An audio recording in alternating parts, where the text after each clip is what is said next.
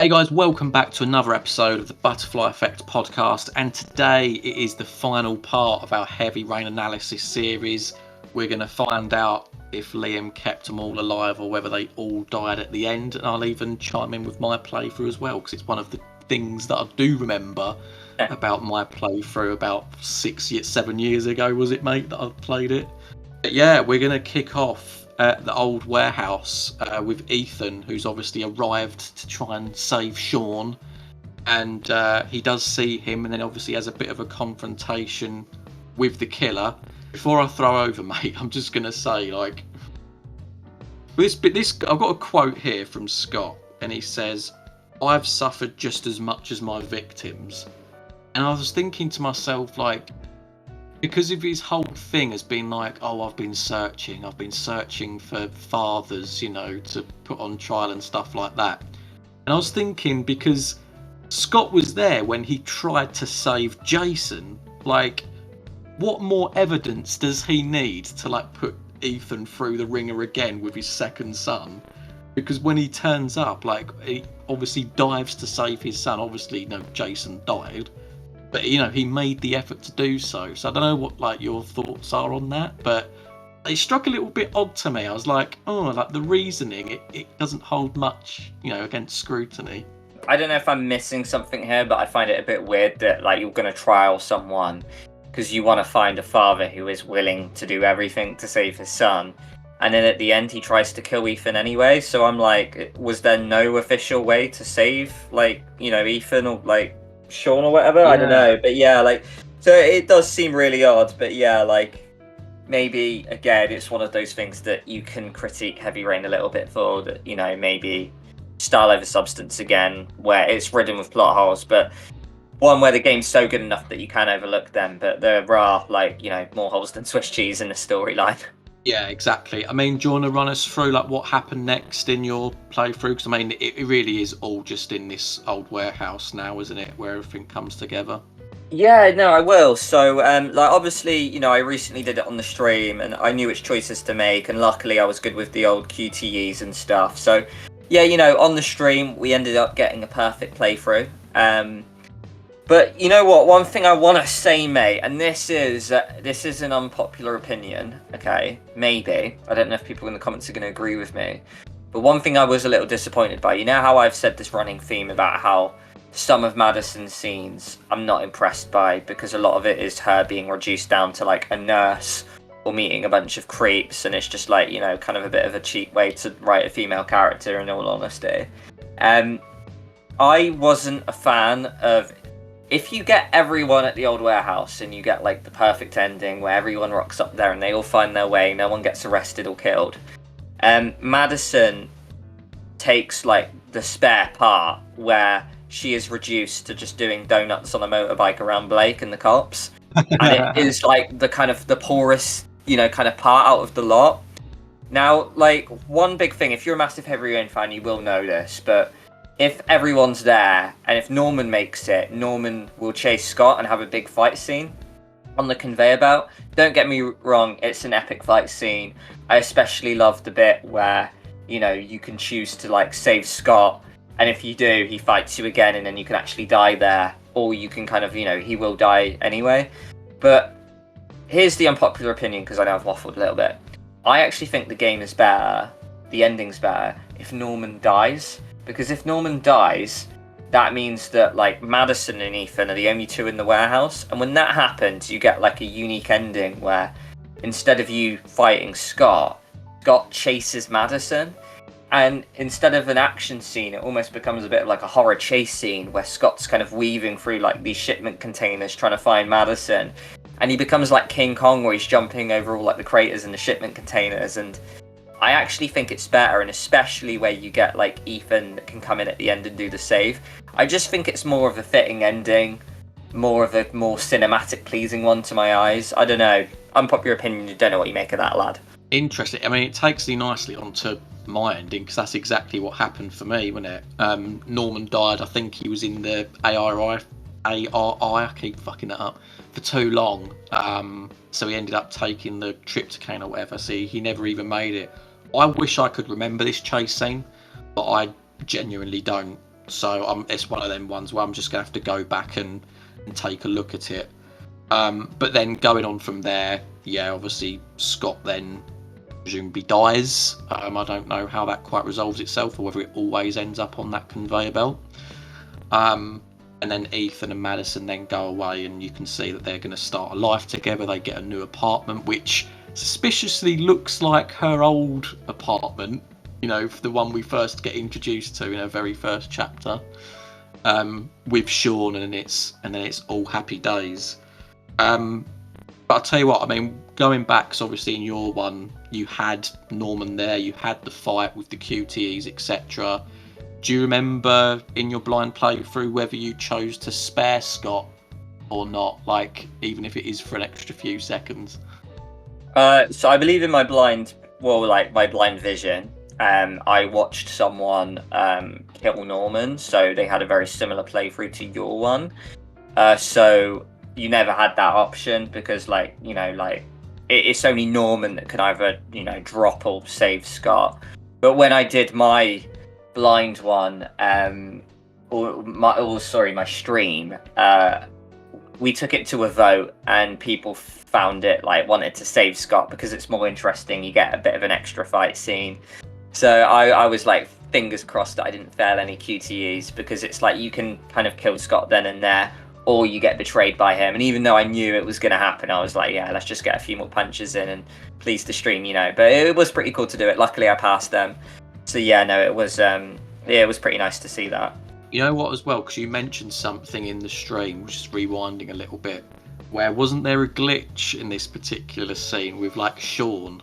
I think you showed me it as well in the past. Do you want to just tell everyone about that? I am, and I'm really glad you brought it up, because I've got it on my notes and I was going to bring it up anyway. But it is the best gaming glitch I have ever come across. If there's one that's better in the comments, guys, please let me know. But I think if you're a Heavy Rain fan and diehard fan, I think we all know this glitch. It is the yell Sean glitch. Press X to save Sean, and obviously, I don't know. Apparently, there is a way to trigger it. You've got to do certain things, but it's when you're obviously doing the CPR, and you can keep saying Sean. So it's at the point where you've done the CPR, you saved Sean, but you can still, the option to yell Sean still hovers. So it's you saved Sean and you're hugging him, but you're still yelling his name. And for some reason, it goes to the Madison Scott chase, and you can still press X to save Sean. And there's this chase scene going down, and for some reason in the distance you can just hear Sean, Ethan's still yelling it in the distance. And then the cool thing about that ending is that Scott's gonna win the fight against Madison, but then Ethan comes to the rescue at the end and shoots Scott, and he falls off. And then for example, Die Hard, you get the yippee-ki-yay moment where once a movie you get to say your catchphrase, or Arnold Schwarzenegger might, come up with one of his zingers at the end of a kill. Instead, Ethan, he can say anything he wants to, but his is just, Sean! And then Ethan, when Madison hugs him at the end, oh, thank you for saving me, all he can do is go, Sean. And I don't know, it's absolutely precious. They didn't plan it, they didn't want it, but I'm glad they did, because, yeah, 100% my favourite all-time glitch in video game history, mate. I love that. I just distinctly remember him holding Sean. He's Sean! He's screaming his name right into his ears, this poor kid's been subjected to being underground in in all this water for so long, and now his dad's screaming his ear in his name. But yeah, his lungs aren't going to collapse from drowning, but his ears are certainly going to burst from even yelling Sean. Yeah, exactly. Yeah. So yeah, guys, obviously that signals the end of Heavy Rain. However, and boy, was this very interesting reading for me. And obviously those who know that I sort of did the trivia, throughout this entire series. I won't necessarily read all of them because, it could be quite boring just listening to me drone on about what the endings are for this game. But we'll try and cover as many of them as possible. But I tell you what, before I do that, I'll throw it over to you first, mate. What are some of the endings that really stand out for you? Obviously I had a perfect ending when I played it on the stream. I got the New Life one, which is the best one, where you're going around with the apartment with Madison or Grace. that's another cool thing to mention, because you get the choice. If you reject Madison's advances, you can still end up with, your ex-wife, which is, a little cool variation there. Identical scene, but, there's that. Norman, one thing I want to mention is that it's interesting. Even if he gets a good ending, it's still slightly bittersweet, because it kind of insinuates that his brain's permanently damaged from the Ari, because, like, in my perfect ending, he takes the glasses off, but he's still seeing these tanks appear on, like, his desk and stuff. So Norman, gets kind of like a bit of a dark ending in it, like almost Black Mirror-esque, where it's like, his brain's damaged from like using the tech. And then, Scott died in my playthrough, so I got the Origami's grave ending, where Lauren spits on his grave. But funnily enough, though, mate, as cool as those endings are, maybe not the best ones. There are some great ones that stick out, and I know there's one you love, and I'm going to kind of let you lead on that one. But one I want to talk about, and it's one I kind of touched on in the taxidermist chapter, or our video even, if you play as Madison and you do the dock chapter, and you walk out the door where you don't get the tie-up scene, but you leave the dock alive, but Madison's kind of alive, and I don't think she ends up with Ethan, so she has her own solo ending. So it's quite difficult to find, but it is out there, that she like writes a book and she does a book signing, and then the doc says something like, oh, you need a better adversary, and then she remembers him, looks up, and he's just not there. He's kind of like a ghost. Little bit of a weird Easter egg ending, but I love that they've thrown that in there, that like all these specific branchings you need to do to find that ending, but they've left it in there, and someone's gone and found that ending. And imagine getting that on your blind playthrough, how chilling that must have been. But yeah, so like, A, I want your thoughts on that, but B, I want you to talk about the ending called Mother's Revenge Lad, which I know we both love.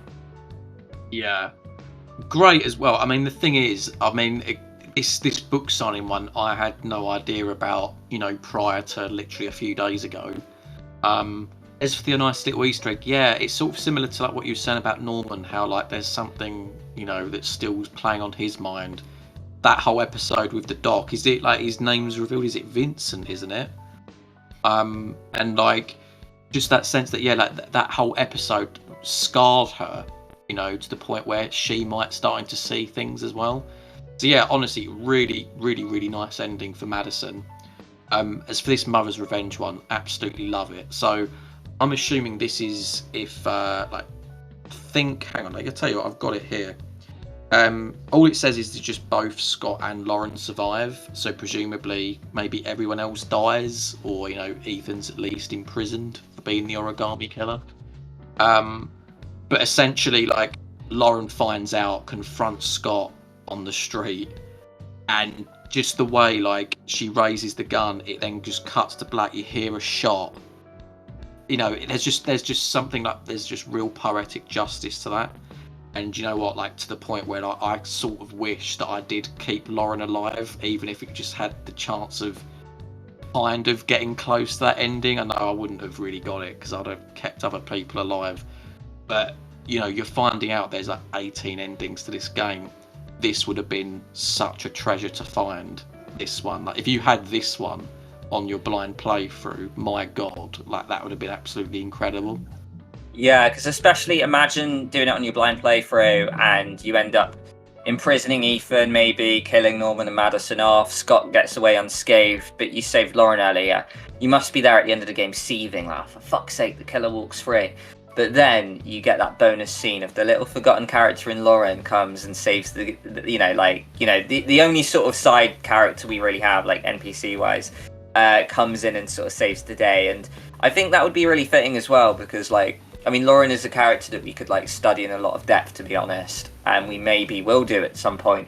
But Lauren is a character where I just feel so sorry for her. She's a grieving mum. She like looks to this PI for like resolution and justice, and he's been what's the saying, wolf in sheep's clothing the whole time, and you just feel so sorry, and because she's so betrayed.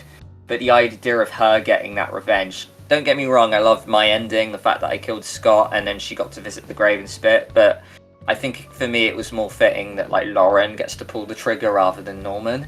But Yes, no, I completely agree, lad. Obviously, we're going to talk through all the multiple endings character by character, and obviously we just spoke about Mother's Revenge, so we'll start with Scott.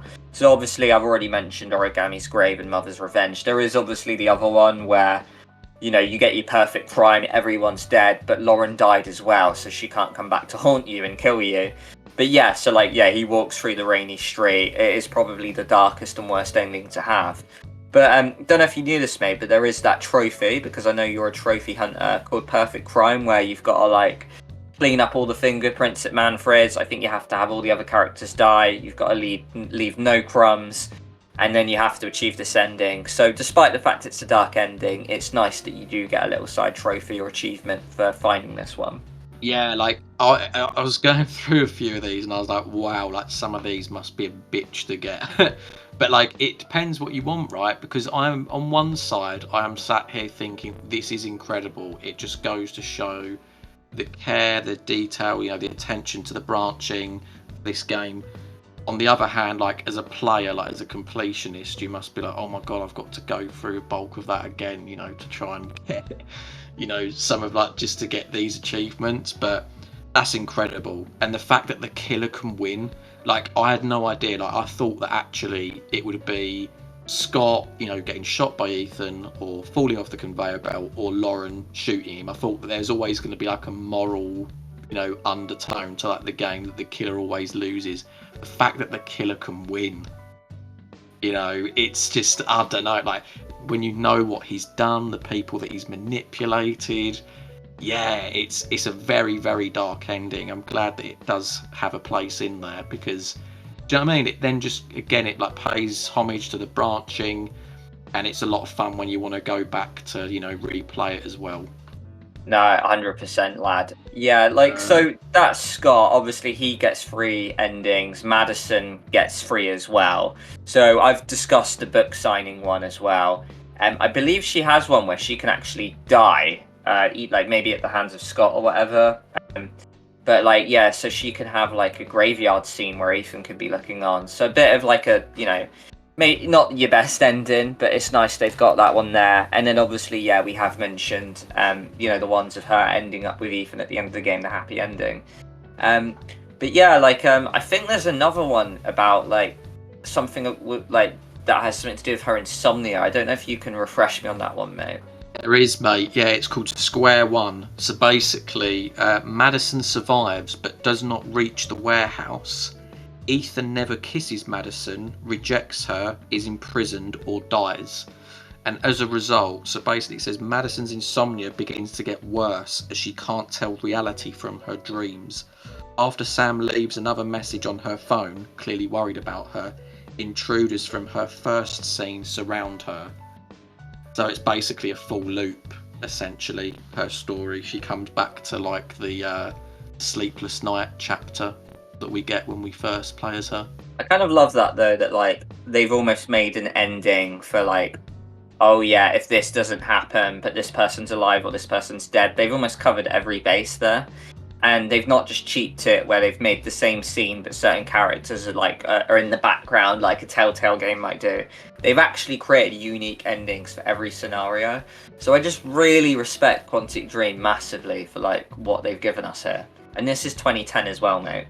Yeah, so we're going to move on to Norman now before we end on, Ethan, who gets the most. I think he gets 6 or 7 from memory.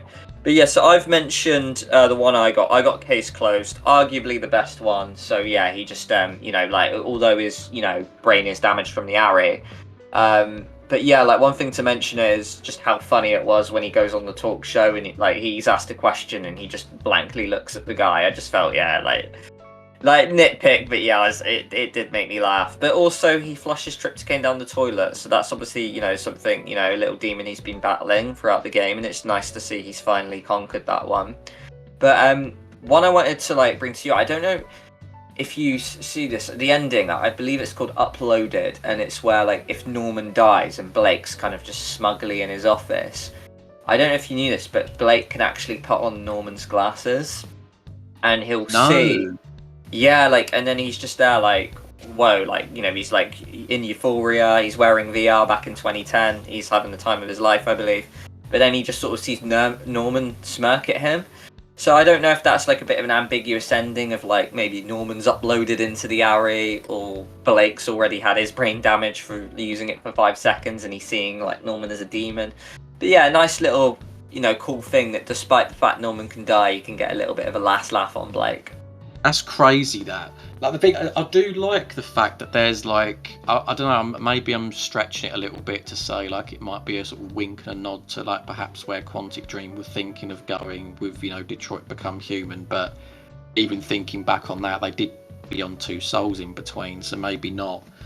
But again, like almost giving it like, obviously we know it doesn't necessarily make sense per se, but yeah, it literally says here like he's like a digital ghost, so like there's still a part of Norman that like is like now sat within the ARI, and that's gonna sort of like mess with Blake a little bit. I love that, just how like with Norman with the tanks, in the other ending. I've got another one here, mate, called Resignation. So it says both Norman and Sean survive, but Norman does not reach the warehouse. So unable to resolve the case, Norman resigns from the FBI, saying he wants to live a normal life. His boss tells him that you can keep the ARI glasses, but because a newer model will become standard issue next month. Norman declines these offers, saying they won't help him in the real world. He places the glasses on his desk and leaves. Which in a way, is it me, mate? That sort of sounds like his best ending, in a way, because like it doesn't seem to imply that he's got like, he's been mentally scarred by the ARI, like he's getting out of there and he's clean, whereas like with Case Closed, sure, like everyone lives and whatnot, but like, and he reaches the warehouse, but he does have that, that sort of thing at the end where he's seeing the tanks, and there's sort of some scarring from whatever's been done with the tech there. So I find that quite interesting, actually. Yeah, it's a bit of a kind of catch-22 one, because it's like you could argue he's failed the case because he didn't solve it himself, and he's resigned to live a normal life. Maybe that's what he wanted. With my one, he does get rid of the tryptocane though, so it's nice to see that like in my ending you do see him end his addiction. But yeah, it's like being in the Force probably forces him to have this Ari, which is killing him. So yeah, you could strongly argue. I know because the other ending as well that we've not mentioned is essentially the same as Resignation, but like the only difference is that like Sean dies and then Norman feels like he's failed, and then I believe he's like overdosed in like a hotel or motel or something. So it's which just goes to show, because we'll speak about it more later when we talk about Ethan's endings, but saving Sean is massive, because like Norman and Ethan end up like killing themselves if you don't save Sean. So yeah, like that CPR scene has a massive effect on the endings. It goes to show as well that like Norman's quite difficult to save as well, because there's one version where sure he just straight up dies, and then even like him not solving the case, Sean dying, he then dies as well. So, and then even beyond then you've got like the one where he's like your one where his brain's clearly damaged. So like it's like Norman doesn't necessarily have like a very positive ending, even like with the Resignation one, he's losing his job. So I quite like the greyness though. Okay guys, so we've got one character left, that being Ethan, and as we've discussed already, we know one of the endings with Ethan, as Liam has already said, he can end up with Sean and Madison, they can start a new life together. There is another one as well, I believe it's called A New Start, where it's just Ethan and Sean. I'm guessing that's dependent on him rejecting Madison earlier on. Another one here we've got is Ethan's Grave. So Sean cries over his father's grave, looking back toward it one last time as he goes to leave with his mother Grace. If Madison and or Scott are still alive, they'll be seen watching from afar. Origami Blues. Ethan survives and is not imprisoned. Sean dies. Madison is never kissed, rejected or dies. Ethan sits in a motel room, takes the gun from the shark trial and shoots himself. I feel like that one very much mirrors Norman's one, doesn't it? It's basically one of them's killed themselves with a gun, another one's done it by drugs. That's the way I'm reading that. Tears in the Rain. Ethan survives and is not imprisoned. Sean dies. Madison is kissed, forgiven and survives. Ethan and Madison are visiting Sean's grave. Ethan is visibly upset, but Madison tries to console him, encouraging him to start a new life and family with her, telling that she loves him. Ethan asks Madison to wait for him as she turns to leave, then pulls out a gun and shoots himself before she can stop him, leaving her to cry over his body. That one, I bet that one was like, it's a shock when you play that. Because holy shit, like you think that they're both okay, or that they're, you know, she's gonna try and help him to move on from like everything, and then he just takes a gun out and shoots himself. So like you were saying, mate, like it is actually very, very important, like what happens to Sean, as to what can happen like to Ethan or Norman in particular. And then as well, guys, Ethan can go to prison as well. So we've got one here called Helpless. Ethan is imprisoned, Sean dies. Ethan is framed as the origami killer and imprisoned with dozens of origami figures in his cell, where he hangs himself. So again, he dies. So it seems very much that Ethan's fate is very much tied to Sean's fate, isn't it? Whenever there's an instance where Sean dies, Ethan always dies as well. And then there's Innocent, so the opposite. Ethan's in prison, but Sean survives. Ethan's innocence is proven, and he's released from prison, and is greeted by Sean and Grace, where it is implied that they will try to mend their relationship. But yeah, I mean, any of there that I've just read from Ethan's, mate, that you want to go into in like a little bit more detail? Not really. I mean, yeah, like you say, we've touched on it already. It just seems that saving Sean is the key factor. It almost is like Ethan isn't interested in starting a new life without his son, right? He doesn't want to live a life where two of his sons have died, you know? So, yeah, pretty dark and brutal. Really sad on Madison's part as well, that, you know, nothing she can do can, like, you know, save him. Sean has to be alive for a good ending, which is interesting.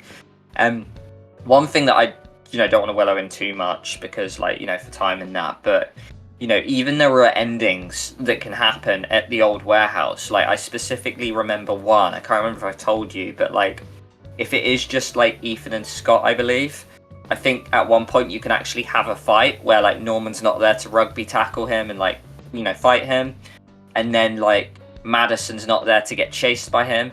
If it literally is just Ethan and Scott, they have a fight, and I might be remembering this wrong because I haven't seen this ending in like nearly a decade now.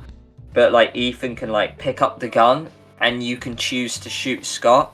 And if you do, Blake and everyone come in and they see you've killed their old cop buddy because they don't know the truth yet. Norman and Madison haven't been there to prove your innocence. So if you're Ethan solo, it is almost a little bit like a lose-lose scenario, I believe. It's either killed by Scott or get killed by the cops. So yeah, no, it's just interesting how we've just touched on like every ending you can possibly get, right? But there's also endings within the old warehouse which are like done deals, you know, a bit like if we're talking Until Dawn, if you're like matting the mines without a flare gun, you know? And I really like that factor as well, mate. That's crazy. I really like the...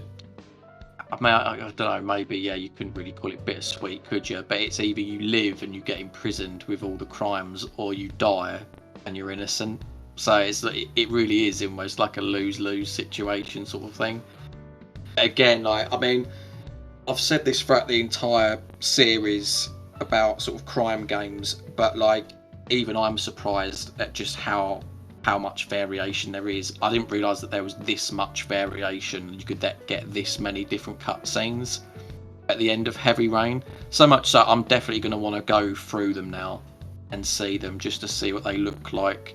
The one that you showed on the end of your stream, like the Mother's Revenge one, I absolutely adored that one. So like, I'm definitely going to go back through and like try and look at all of them, because yeah, like some of them some of them are like incredibly dark, but B, you just, I don't know, I just wouldn't have expected them to have gone that length, you know, to put them in the game. Even like the thing with the doc of the book signing. So we mentioned Dark Pictures, how they'll give us one dark ending, and we love that. And it's like this gem of a game back in 2010, mate, has given you like maybe around the length of like 13 dark endings. So yeah, it's absolute like literature porn to people like us. Yeah, honestly, and I'm, you know, I've got to the point where I'm sort of like, I'm almost like comparing this. I mean, I feel like, you know, this channel, we started it up from like Until Dawn, right? Like it was clearly that one. And maybe it's because I have played Heavy Rain, I guess, but maybe I've been just exposed to Until Dawn more. but this one I'm really going to want to take a deeper dive into. And we will, guys. Like we've said that we're going to do more like Heavy Rain videos and stuff in the future, but like my appreciation for it has increased tenfold this season, and we are going to be doing. I mean, I don't know if we should spoil it, lad. Like what we're planning on doing. Fuck it. Let's do it. Let's tell the fans what we're doing, mate. Yeah. Yeah, well, yeah, guys. So basically, we're going to be doing a future video where we're doing Heavy Rain versus Detroit Become Human. So those of you that have seen like our Until Dawn versus the Quarry video will pretty much know how the format's going to be. So we're going to pick like 10 categories, and we're just going to go through each category, giving like a rank out of 10 for what we think. How we do. How we think that these games fared in said category. And I think it's safe to say that Heavy Rain's going to be incredibly high. So you've got that to look forward to. Also as well, do give us other suggestions for videos. If there's any specific talking points, maybe comparing Blake and Gavin, we've already mooted that idea. So yeah, guys, just get in the comments, tell us what you think about this incredible game. And what your choices were, what your endings were, obviously, and we'll be looking forward to reading them. Yeah, so just to summarize on my end, just how much I love this game and how much because when you played this game, Jack, it was fourth year of uni, you came to visit me, and when I found out you hadn't heard of this game, I was like, well, you have to play it. It's like someone has made a game for you, mate. Because it's like Until Dawn, all that good stuff, but probably better because it's Quantic Dreams. They spend years crafting it, and it's like a crime serial killer mystery game. And I was like, you have to play it, and it was such a pleasure to watch you play it for the first time. On my end, back in 2010, absolutely fell in love with this game. It was all I could think and talk about for 2 years until Telltale's The Walking Dead came in 2012. So this was like the only video game I was like interested in. It literally manifested itself for 2 years of my life. And hopefully this analysis has covered why. It's an absolute masterpiece of a game. It still ages incredibly well today, over in 2010. And we nitpicked a lot, this analysis. It's full of plot holes. But to be quite frank, I don't give a shit. It's a masterpiece of a game. And we hope you guys enjoyed not only this analysis, but for those who joined in for the streams. Thank you very much for everyone who joined those as well, because I had such a blast playing this game again. And it's made 10 times better when you guys join in and chat to me, because you guys make the choices when I stream, and then we bounce off each other, and it's the absolute whirlwind. But Heavy Rain, just I just can't praise this game enough. And as Jack mentioned, we're going to do our massive battle against Detroit Become Human, and it's not going to be the last Heavy Rain video, guys. There's just so much to talk about, and we're surely going to be doing individual solo videos about the game itself.